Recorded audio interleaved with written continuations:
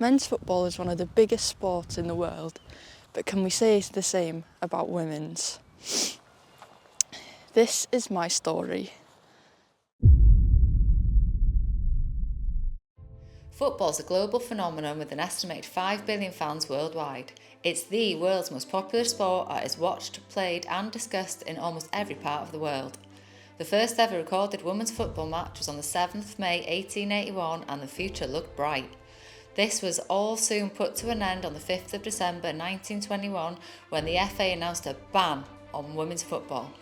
50 years later, in 1971, the ban was lifted and women were finally free to play football once again. I have been obsessed with football since before I can remember. I started playing in the Boys Trather Bay football team when I was 8 and was hooked ever since. I played in this team for many years, earning lots of experience along with some trophies.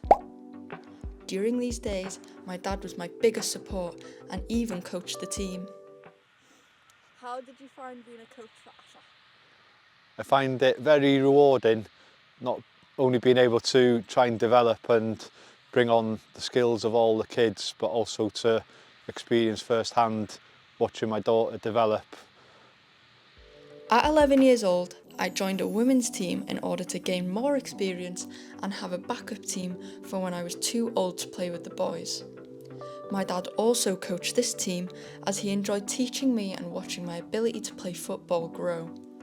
In this women's team, I was not allowed to play matches as I wasn't old enough. There's a lot of similarities between coaching both women and the men's, girls and boys. You just have to try and keep their attention span, keep the sessions fun so that you keep everybody engaged and try and produce better results for the team. At 13, I finally had to quit the boys' team because of my age, but was glad I still had the women's team to go to. I still wasn't old enough to play, but went to trainings anyway to keep my skills. Over time in this team, I began to feel out of place and sort of started to disconnect from football as a whole. I began dreading going to training and started to think about quitting. After much thinking, I quit. With a loss of interest in that team and no other girls' teams in the area, I was stuck with nowhere to go.